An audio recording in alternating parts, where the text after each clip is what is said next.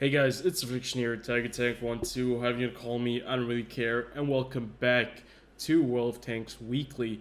And this week around, we don't really have a lot of news. We don't really have a lot of information that we haven't covered previously already, so we're just gonna keep it quick and simple.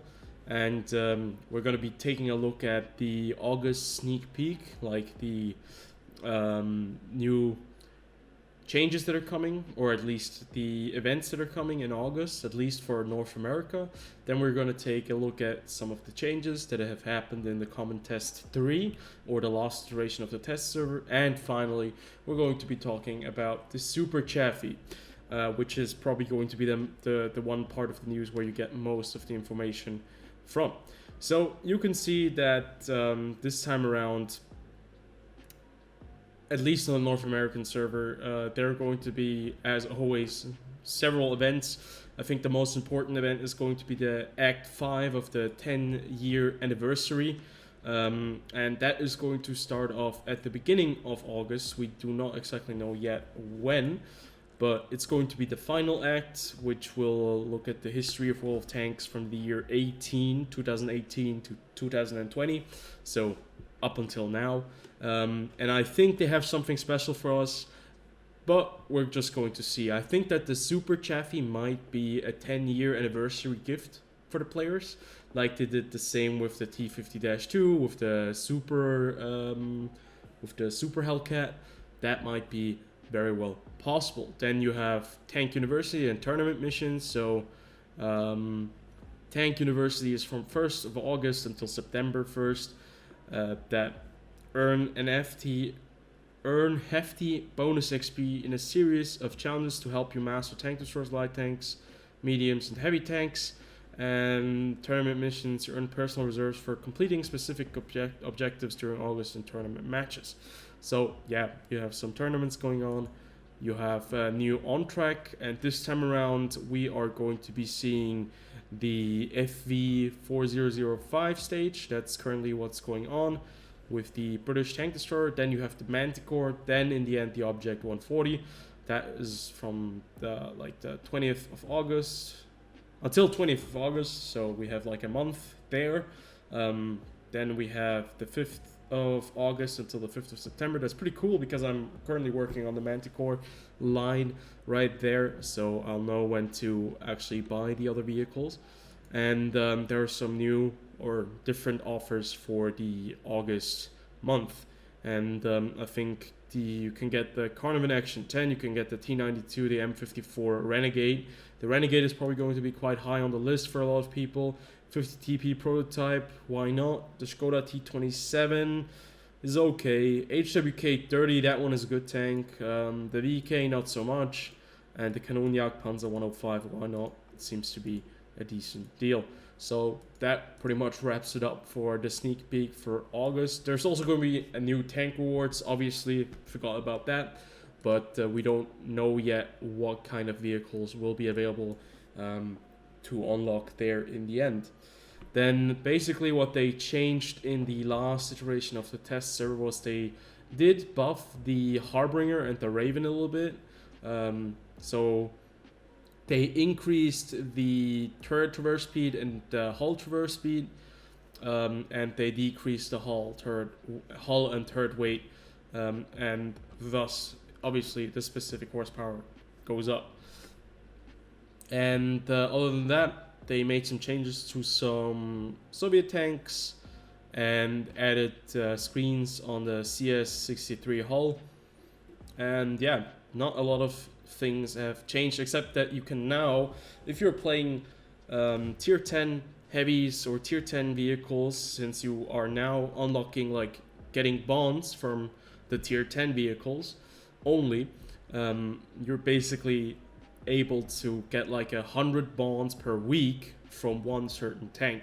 They have upped that from 50 to 100, so if you have a very good game, you're the first place in experience earned on your team, and you win, you get like 7 bonds, which is pretty damn okay. It's pretty damn good. You can farm a lot of bonds that way, I think, if you play a lot of World Tanks, a lot of tier 10, and I think it's a decent change. I do not see the reason not porting that to tier 8s and tier 9s, but it's kind of wargaming and it's their decision on that part. Moving on to the final part, or the final piece of news this week, and it's the tier 6 Super Chaffee. It's basically the Chaffee at tier 5 from years ago that makes a return. And to be fair, I cannot really think that this is going to be a premium tank. I do not think that they're going to be selling that. But on the other hand, we have known wargaming to take out vehicles or their specific form in the game, like from a couple of years ago, and then changing them and making them, you know, available as a premium tank again. Just look at the last recent tier 8 tank destroyer, the ISU 152K. But I do not think that this is going to be the case with the M24E2 Super Chaffee. Now, it's the Super Chaffee. If you have not played the Chaffee back then, it's basically, it looked like this. It had the big turret, like this is the T37 turret, right? So it's still kind of in the game with the long 76mm gun, I think. And you can see that the stats have changed a little bit. So now you do 115 damage with AP, APCR, and high explosive you do 185. Then you have armor penetration of 120 with AP, 155 with APCR. Reload time is 4 seconds, which is decent. Dispersion is pretty damn bad, as expected for a light tank. Aim time, on the other hand, is decent enough. And the turret traverse speed, I think I remember it was really, really fast back then, but now it's 39 degrees per second. But I think that should be enough. You get 10 degrees of gun depression, which is pretty damn neat. 15 degrees of gun elevation if you need that. You can see that the mobility, you can reach 56 kilometers top speed, 21 kilometers going backwards. It has 550 horsepower or basically 28.7 horsepower per ton, and 46 degrees of hull traverse speed. So basically, it's a light tank that turns decently enough. It's not the fastest in turn rate, but it should get you around quite easily. And it's basically going to be a Chaffee. It's not going to be super fast. 56 kilometers. It's tier 6. There are other tier 6 vehicles that are faster, light tanks, for example. But you know, it's always nice to see something like this make a return. Since it's a premium, we do not know if it is a reward tank. We do not know if it's like earning premium credits, but I think it will. I think it would be a cool reward tank if they would add this to the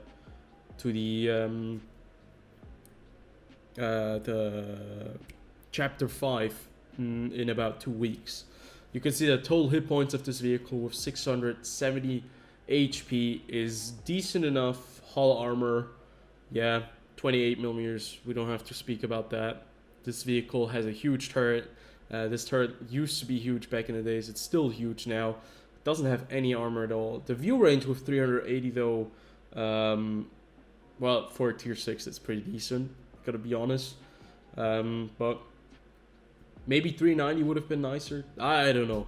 I love my light tanks, and I'm probably, even if it's going to be a premium, I'm probably going to be getting it.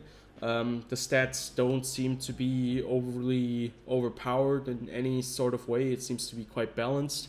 And yeah, I'm looking forward to this vehicle, and I think a lot of you guys are too. Since it's the original old school Chaffee that was in the game, but just at tier 5. Now it's up tier to tier 6, which makes a lot of sense with the turret, the gun, and the whole package around it. So this basically wraps it up. I hope you guys did enjoy. If you did, comment, like, and subscribe. What do you think of the Super Chaffee? Do you think it's going to be a reward tank? Do you think it's going to be a premium tank that they're going to be selling? I personally don't think that they're going to be selling this thing. I don't remember the last time around they sold like a tier 6 or introduced a new tier 6 light or a premium tank. I don't remember. I think it was the T34 that was a tier 5, I think. But yeah, write it down in the comment section below. I'll see you guys on the next one.